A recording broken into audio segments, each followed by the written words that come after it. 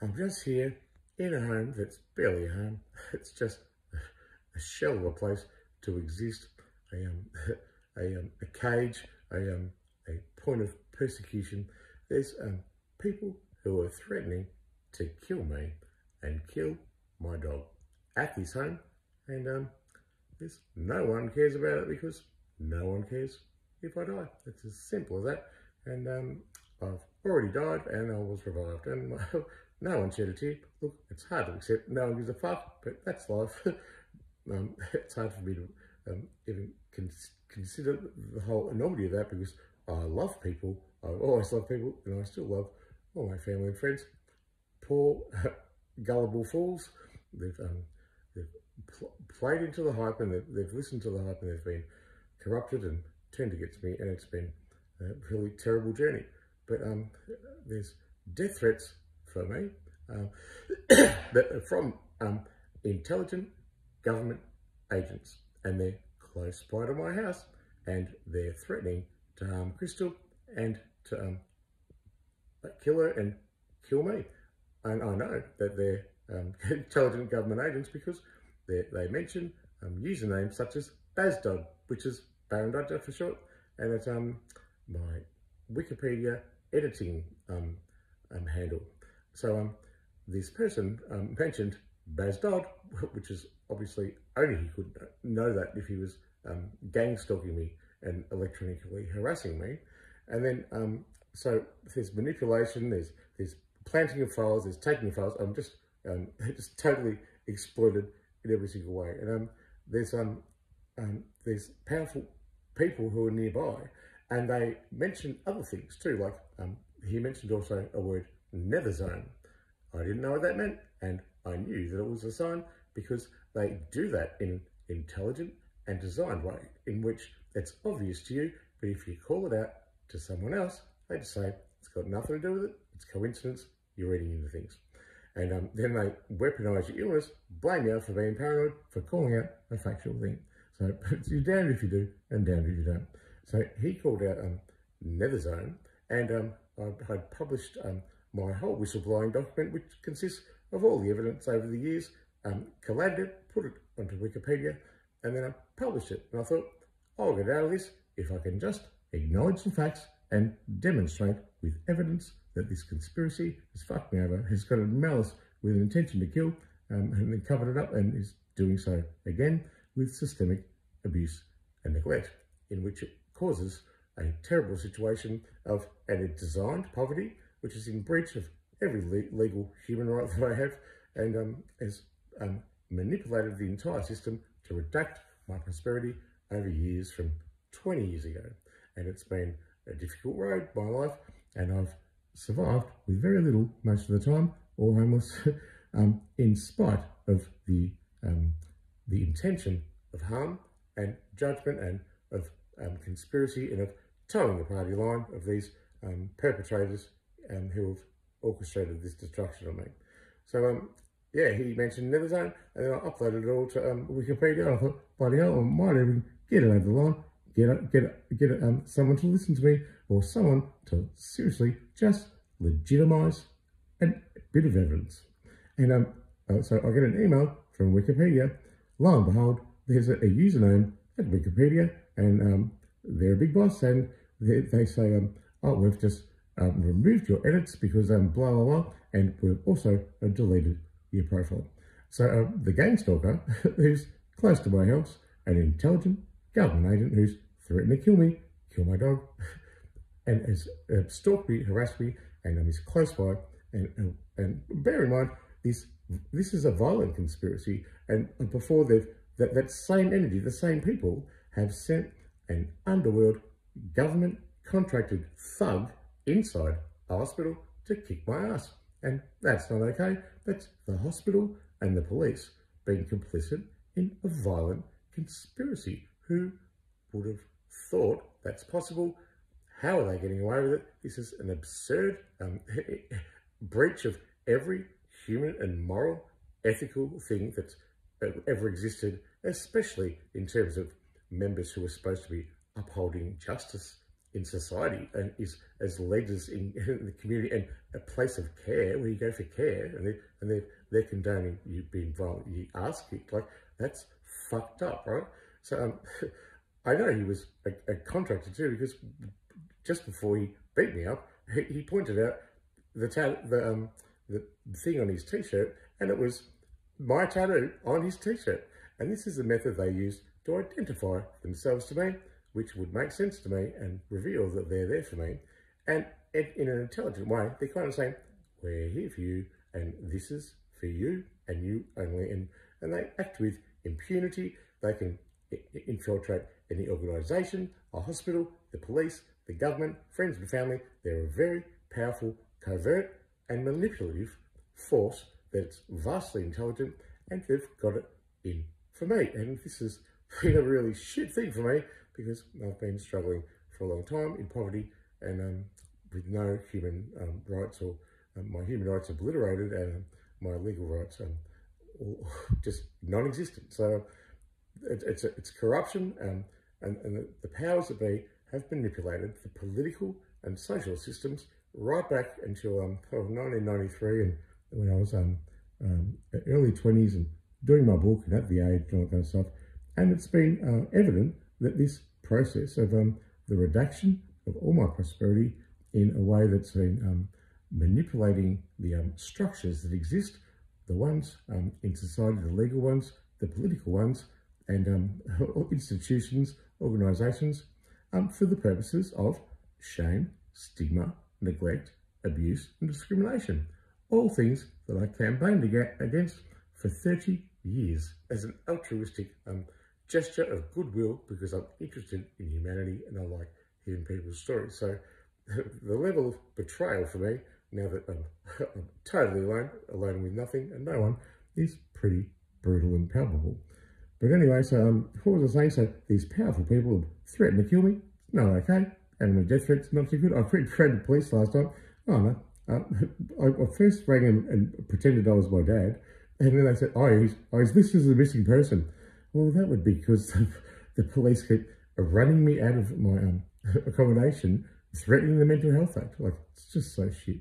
And they're supposed to be looking after people and upholding members of the community, not weaponising a Mental Health Act and then purposely victimising a person because they've got a disability. That's an oxymoron in an absurd level of abuse.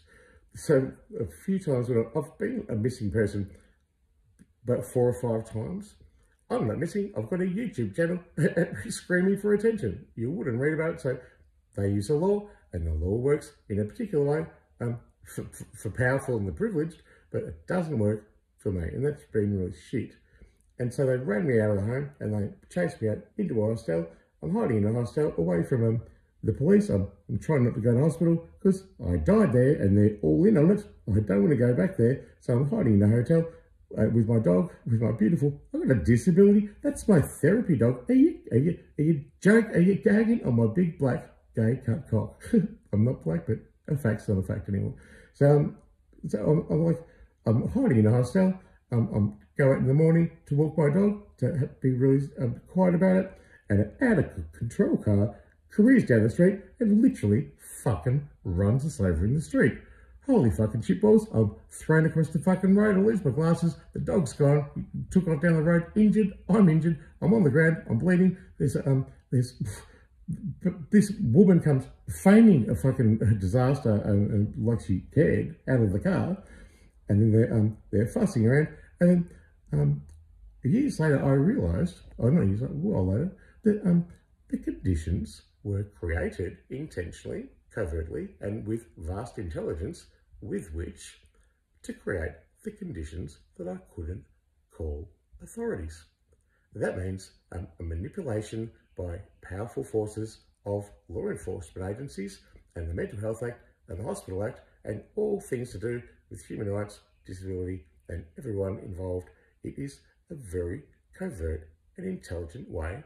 They manipulate me and make me do what they want. They just pull the strings and make me jump. And you know, I've got some lines that I can't cross or I won't tolerate, and I've tried to oppose those, and there's just nothing I can do.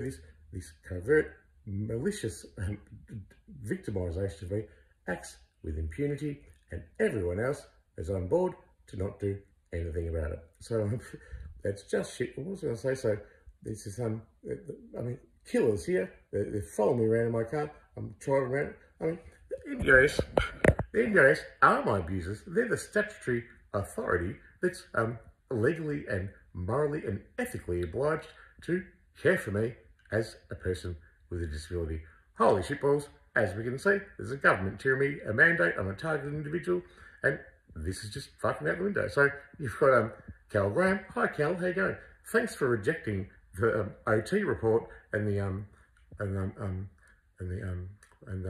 behaviouralist therapist report in regards to totally deny their advocacy and recommendation for a SILS application to accommodate me and get all the care I need.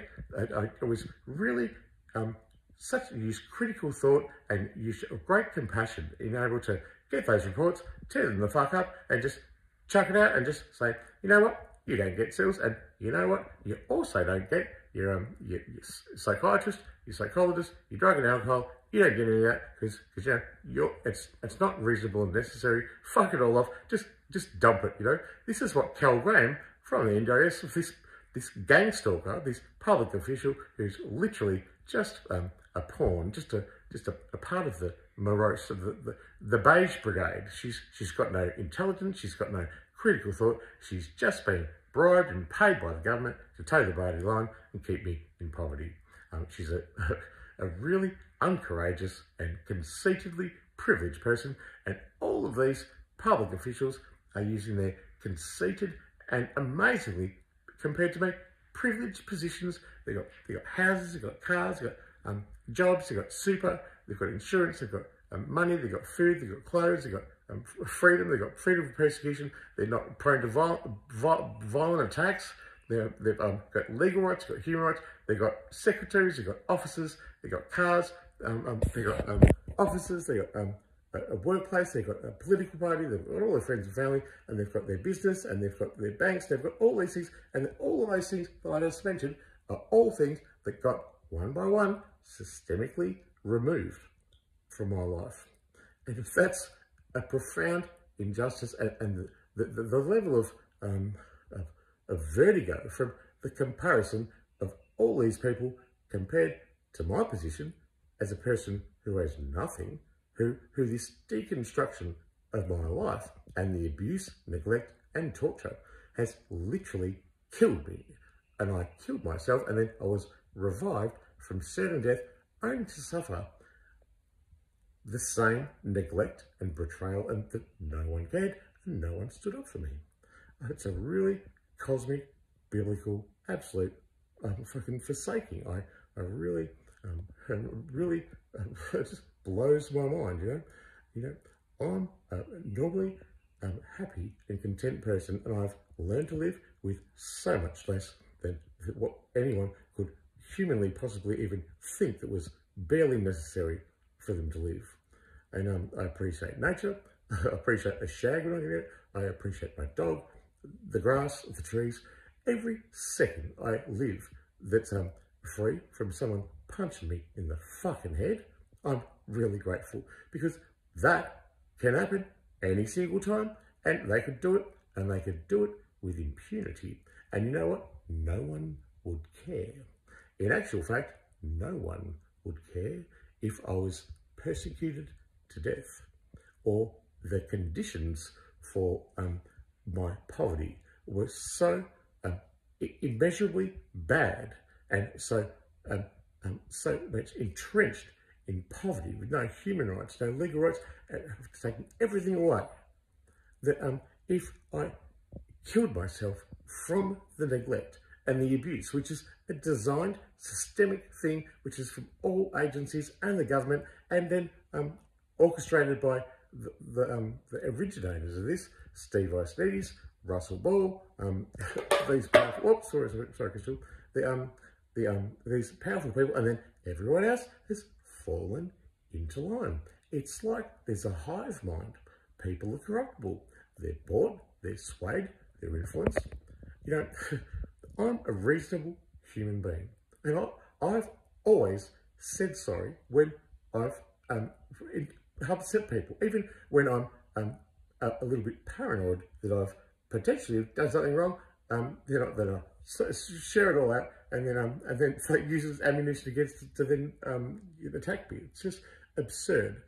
I'm a compassionate and sensitive person, and I've always atoned for things I've done wrong. And if you're out there, I'm sorry if I've upset you. I really am. And I hope you accept my apologies. I just wish someone out there could tell me what it is I've done to hurt them so much. And I've said sorry so many times, but not a single person has said sorry to me. Not for this situation, not for this vilification, not for being fired, maimed, blamed, shamed, framed, all these things, robbed, systemically targeted, violently kicked up, sexually abused, the whole lot. No one's ever apologised. Everyone's always towed the party line in order to sustain the just falling short of, we acknowledge your pain and this is the result. That's never happened, and it's really bizarre to me.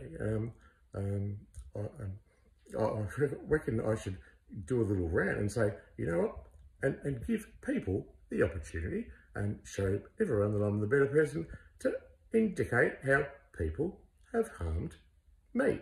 So in my next little rant, I'm going to name some people and then give them the opportunity to atone to me, because you know what, I don't need to hang on to the anger. I don't need resentment, anger, frustration. I don't mean to be have hate towards anyone. I don't want it, and I don't need it. And so therefore, I'm going to name the people who have caused me harm, all the gang stalkers, the politicians, all that, and then I'll identify what they've done to hurt me, and then I'll throw it over to them and give them the opportunity to say sorry. And you know what? I'm going to forgive them. I'm going to forgive every single person who's caused me harm.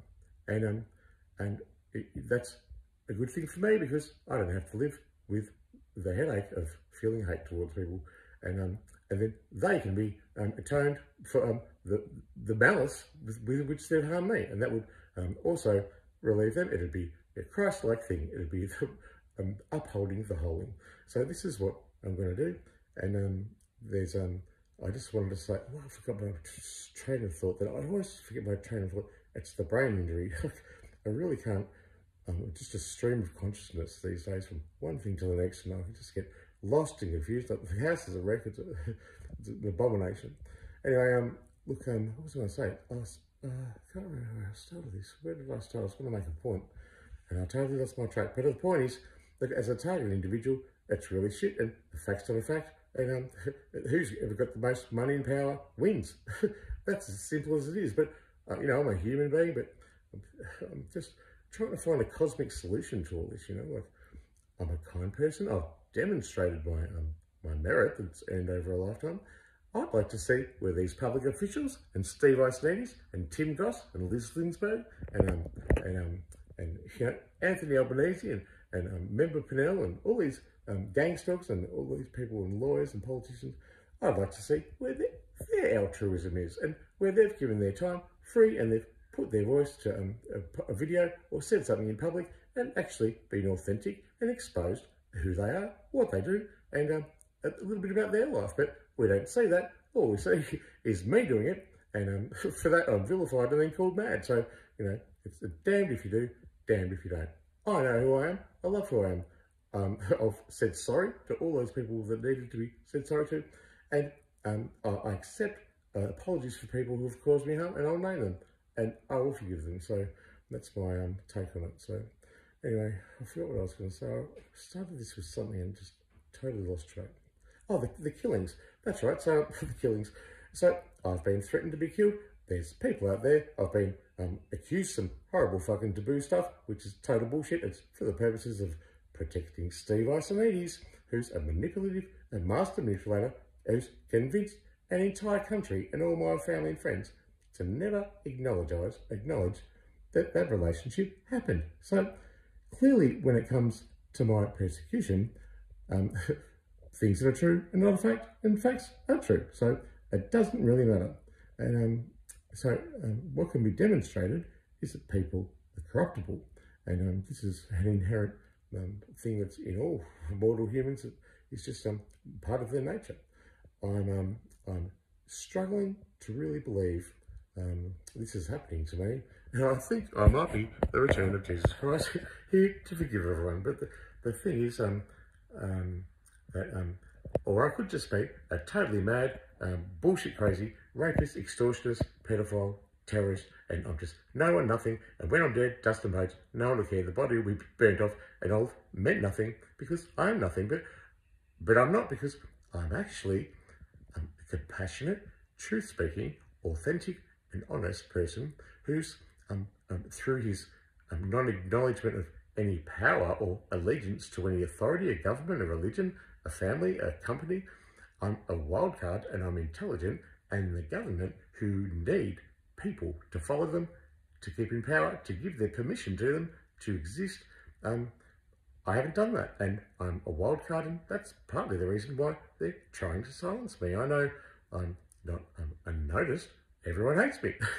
but the thing is, I don't hate them. I understand why they hate me, because they think they're going to be called out, and no one wants to give me any money.